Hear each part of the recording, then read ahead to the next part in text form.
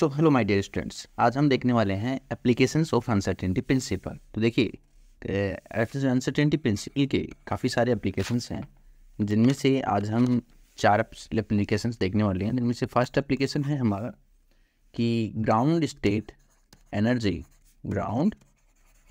Energy of one dimensional harmonic oscillator. Okay, तो हम क्या करेंगे इस टॉपिक के अंदर कि वन डायमेंशनल हार्मोनिक ऑसिलेटर होता है, उसकी ग्राउंड स्टेट एनर्जी निकालेंगे without using the wave function. मतलब हम वेव फंक्शन वगैरह कुछ भी यूज़ नहीं करने वाले हार्मोनिक ऑसिलेटर का, हम डायरेक्टली जो है अनसर्टेनिटी प्रिंसिपल के थ्रू निकालेंगे। तो देखिए, सबसे पहले आपको ये तो पता होगा कि ये हार्मोनिक ऑसिलेटर की जो जनरल एनर्जी एक्सप्रेशन है वो कैसे लिखा जाता है, kinetic energy plus potential energy. अभी आप बताइए काइनेटिक एनर्जी कितना होता है। तो kinetic energy simple px² plus, क्योंकि वन डायमेंशनल है और हम मान रहे हैं कि एक्स डायरेक्शन के अंदर ले रहे हैं, तो हम एक्स डायरेक्शन का मोमेंटम और एक्स डायरेक्शन में ही जो है जो डेविएशन या बोले कि जो पोजीशन है वो ले रहे हैं। ठीक है, तो ये हो जाएगा पोटेंशियल एनर्जी भी इसी टाइप से हो जाएगा 1/2 m² x²। ठीक है, तो ये हमारा हो गया एनर्जी। अब देखिए, अगर मैं कहूँ कि आपको मिनिमम एनर्जी फाइंड करना है तो आप क्या कहेंगे कि इसके अंदर जो मिनिमम डेविएशन हुआ इसके अंदर मिनिमम वो लिख देंगे। तो ई मिनिमम हमारा हो जाएगा बेसिकली डेल्टा ऑफ px का whole square divided by 2m plus half of m⍵² delta of x का होल स्क्वायर। तो ये आ गई हमारी minimum energy. Okay, now next step में क्या करेंगे, अब अनसर्टेनिटी प्रिंसिपल का आप इस स्टेप में यूज़ करेंगे। इसको हम बोल रहे हैं इक्वेशन 1। तो देखिए, अनसर्टेनिटी प्रिंसिपल क्या कहता था, जो हमने लास्ट लेक्चर में देखा है, पोजीशन और मोमेंटम का अनसर्टेनिटी प्रिंसिपल क्या था कि delta p into delta x जो है वो इक्वल या ग्रेटर देन जो होता है h/2 की होता है। ठीक, तो I can say the delta p is equal to, और delta px I can say delta px is equal to nearly h/2 and delta x इस साइड आ जाएगा, हो जाएगा डेल्टा एक्स। तो ये जो हमारे पास डेल्टा पी का वैल्यू आया, इसको हम पुट करेंगे इक्वेशन फर्स्ट के अंदर। ठीक है, saying putting delta P x value in equation first. Okay, now इसको चेक कीजिएगा कि ई मिनिमम का एक्सप्रेशन हमारा क्या हुआ।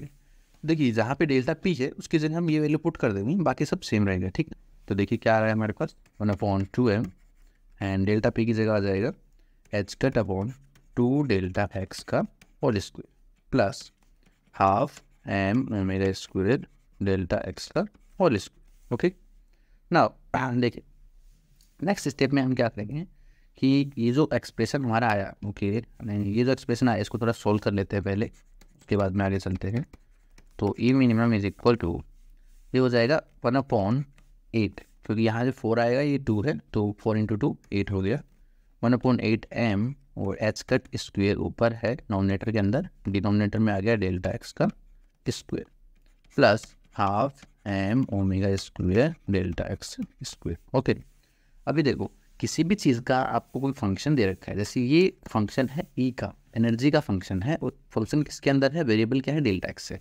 तो ये आपने जो 11th-12th क्लास में देखा होगा कि जैसे आपको कोई फंक्शन दिया जाता है f(x), तो उसका अगर आपको मैक्सिमा या फिर मिनिमा फाइंड करना हो तो आप क्या करते थे, उसका जस्ट हम क्या करते हैं, डेरिवेटिव निकालते हैं उस वेरिएबल के रेस्पेक्ट में जिसकी पॉइंट के ऊपर हमें मैक्सिमम या मिनिमम फाइंड करना है। ठीक है, तो बेसिकली हम क्या करेंगे, इसका डेरिवेटिव करेंगे एनर्जी का with respect to delta x. ओके, और फिर हम क्या कर देंगे, उस डेरिवेटिव को 0 कर देंगे। तो जो भी डेल्टा एक्स का जो भी वैल्यू आएगा, हम बोल देंगे कि इस वैल्यू के ऊपर वो मिनिमम या फिर मैक्सिमम वैल्यू देगा। ठीक है, तो उससे पता चल जाएगा।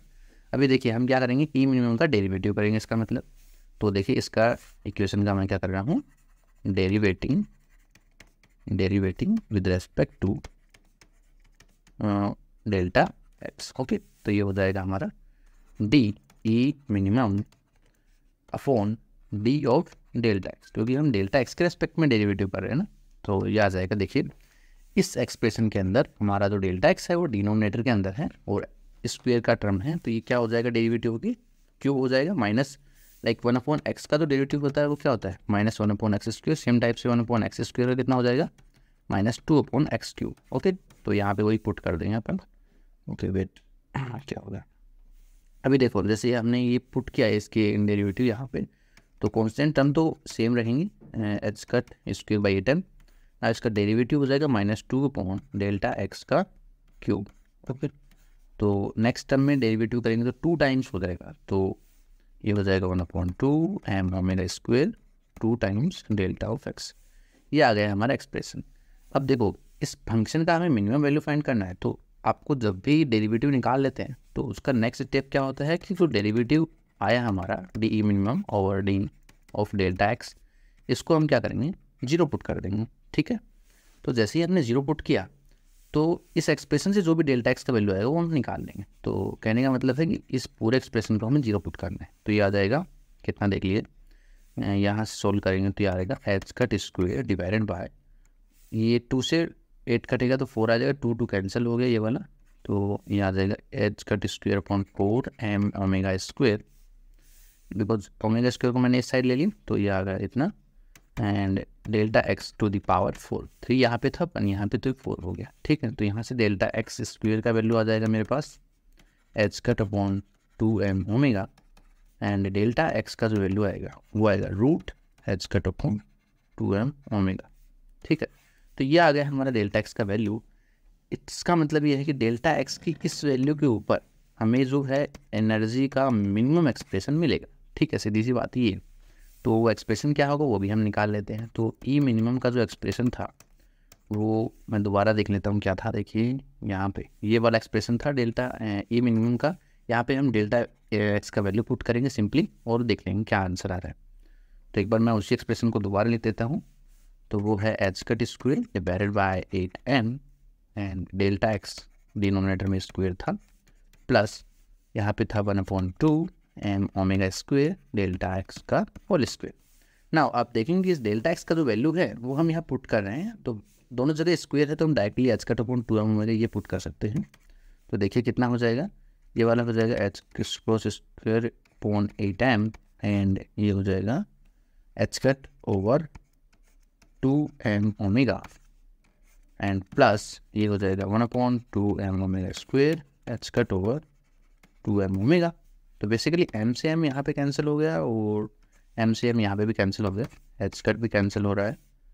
ओके, एक ओमेगा कैंसिल हो रहा है, ये सब कैंसिल हो गए। अब बचेगा क्या, देखिए यहाँ से भी आपको एच कट 2 से 8 गया 4 आ गया, तो एच कट ओमेगा ओवर 4, इस टर्म से भी same H cut omega over 4। तो फाइनली जो हमारा एनर्जी आया मिनिमम एनर्जी वो आ गया H cut omega by 2 he minimum. तो यही क्या होता है, ग्राउंड स्टेट एनर्जी होता है of one dimensional harmonic oscillator, ground state energy. तो ये आ गया हमारा अनसर्टेनिटी प्रिंसिपल से। इसके अंदर हमने कोई भी जो है वेव फंक्शन वगैरह यूज़ नहीं किया है, हमने बेसिकली अनसर्टेनिटी प्रिंसिपल से ही ये चीज़ कैलकुलेट की है। ठीक है, तो ये ग्राउंड स्टेट एनर्जी है वन डायमेंशनल हार्मोनिक ऑसिलेटर। तो नेक्स्ट देखिए इसका एप्लीकेशन, सेकंड एप्लीकेशन देख रहे हैं। सेकंड एप्लीकेशन में क्या होगा, हम ground state energy same type से फाइंड करेंगे, बट इस बार हम हाइड्रोजन एटम के लिए फाइंड करेंगे ground state energy of hydrogen atom. तो इसमें भी हम वही रूल फॉलो करेंगे, लाइक हम इसमें भी वेव फंक्शन वगैरह कुछ नहीं कैलकुलेट करने वाले, बिकॉज हाइड्रोजन एटम का अगर आप देखेंगे वेव फंक्शन वगैरह काफ़ी लाइक कॉम्प्लिकेटेड से होते हैं, तो उनसे अगर सोल्व करने जाएंगे तो काफ़ी टाइम लग जाएगा। बट यही चीज़ हम अनसर्टेनिटी प्रिंसिपल से काफ़ी ईजिली कैलकुलेट कर पाएंगे। ठीक है, जैसे मैं बता देता हूँ आपको कि हाइड्रोजन एटम में जो पोटेंशियल एनर्जी होता है वो क्या होगा, वी आर जिसको हम बोलते हैं। तो बेसिकली 2 चार्ज होते हैं, मतलब वहाँ पे एक सेंट्रल जडी मान लेते हैं, इलेक्ट्रॉन आउटसाइड रोटेट कर रहा है जैसे यहाँ पे। तो आप यहाँ पे जो पोटेंशियल एनर्जी लिखेंगे बेसिक क्या होता है के Q1 Q2 ओवर आर, अगर 2 चार्ज दिए हुए हैं, बट यहाँ पे हमें पता है सेंट्रल का जेड ई है और आउटसाइड इलेक्ट्रॉन है तो ई होगा। तो हम लिख देंगे कितना हो जाएगा के इंटू जेड ई, जो इलेक्ट्रॉन का तो नेगेटिव होता है तो negative E divided by R. तो ये आ गया हमारा पोटेंशियल एनर्जी, इसको इजी कर देता हूँ मैं। तो वी आ गया हमारा minus K Z E square divided by R. ठीक है, ये हो गया हमारा पोटेंशियल एनर्जी। अब देखिए टोटल एनर्जी क्या होती है, वही है जो लास्ट डेरिवेशन में क्या सेम टाइप से इसमें भी करेंगे कि टोटल एनर्जी हमारा होता है kinetic energy plus potential energy. ठीक है, अब काइनेटिक एनर्जी क्या होती है, p²/2m, और पोटेंशियल एनर्जी तो हमने कैलकुलेट कर ली, तो ये हो गया कि Z(E²/r). ओके, इसको हमने बोल दिया मान लीजिए इक्वेशन नंबर फर्स्ट। अब देखिए मिनिमम एनर्जी के लिए हमने क्या किया था लास्ट टाइम, बस वही करना है यहाँ पे भी सेम, कि इसको डेल्टा पी बोल दिया कि इसका मिनिमम वैल्यू कितना आएगा, डेल्टा पी अनसर्टेनिटी /2m, और प्लस नहीं माइनस साइन है ना, माइनस साइन KZE²/Δr। ये हो गया हमारा इक्वेशन नंबर 2। अब देखिए हम अनसर्टेनिटी का यूज़ करेंगे यहाँ पे भी। अब देखो जब भी आपको 3D की अनसर्टेनिटी हो, लाइक स्फेरिकल और सर्कुलर, ठीक है, स्फेरिकल और सर्कुलर अगर कहीं आ जाए अनसर्टेनिटी के अंदर क्वेश्चन में, तो आपको जो delta P into delta R का जो अनसर्टेनिटी है वो h(2) नहीं होता है, h होता है, ठीक है। फॉर द सर्कुलर अगर आपको 1D बॉक्स वगैरह हो वहाँ पे अनसर्टेनिटी फाइंड करना तो आप h(2) यूज़ करेंगे, लेकिन जब भी आपको 3D या फिर सिमेट्रिकल टाइप का सर्कुलर मिल जाए तो वहाँ पे आपको h यूज़ करना है, ये आप याद रखना, ठीक है। तो यहाँ से डेल्टा पी का वैल्यू मैं निकाल लेता हूँ, कितना आएगा, nearly h((r). Okay, same type से हम यहाँ पुट करेंगे, और जो लास्ट टाइम क्या था वही हम यहाँ पे करेंगे। देखिए क्या आता है, तो यहाँ पे हम पुट करेंगे ई मिनिमम की एक्सप्रेशन के अंदर, तो आ जाएगा h() यहाँ पे h(/Δr) इंटू से r ऑल्सो, ठीक है। तो h(²/2m पहले से था, r² प्लस हो गया, again I am writing minus sign आएगा, तो KZE²/r, एक r पहले से था। अब ये जो एनर्जी का एक्सप्रेशन आया है मिनिमम एनर्जी, अब इसके लिए लाइक इससे हमें मिनिमम एनर्जी फाइंड करना है, तो उसके लिए हम क्या करते हैं, डिफरेंशिएशन करते हैं, और जिस वेरिएबल के जैसे आर में है तो आर के एस्पेक्ट में करेंगे। तो ये आ गया हमारा DE minimum /Dr equal to, इसका डेरिवेटिव कितना आ जाएगा, देखिए h(2m) एंड ये आ जाएगा -2/r³ minus KZE²/r² into -1। Okay, अब इस टर्म को जो है हम 0 पुट कर देंगे to finding the R value where the function is minimum.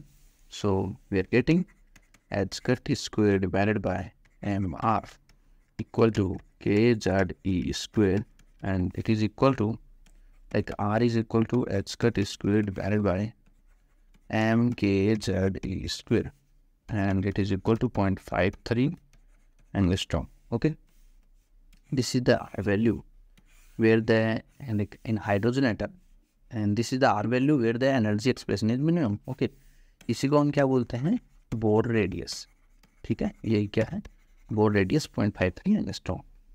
अब देखो एनर्जी का जो एक्सप्रेशन था उसमें हम आर का ये वैल्यू पुट करेंगे, ये वैल्यू पुट करेंगे तो आपको एक कांस्टेंट वैल्यू मिलेगा एनर्जी, अदरवाइज आप ये डायरेक्टली पुट कर देंगे तो आपको एक कांस्टेंट एनर्जी का वैल्यू मिल जाएगा। तो देखिए क्या आता है कि मिनिमम इज इक्वल टू -1/2, मैं डायरेक्टली लिख देता हूँ, आप सोल्व कर लेना इस चीज़ पर, -1/2 m⁴ and 4πε0 and Z² upon h²। Okay, तो ये आ गया हमारा एनर्जी का मिनिमम वैल्यू। जब में ये सभी कांस्टेंट है, लाइक h² कांस्टेंट है, एप्सिलॉन m e सब कांस्टेंट है, लेकिन Z कांस्टेंट नहीं है। तो हम अगर कहें कि फॉर हाइड्रोजन एटम हमारा Z क्या होता है, हाइड्रोजन एटम के लिए तो Z कांस्टेंट ही है, लाइक Z एक ही 1 ही होगा ना, तो 1 वैल्यू पुट करेंगे और हमारा जो एनर्जी का एक्सप्रेशन है वो सभी कांस्टेंट ही वैल्यू पुट करेंगे, तो हमारे पास आ जाएगा -13.6 electron volt. Okay, this is the minimum energy, like ground state energy, we can say ground state energy in hydrogen atom.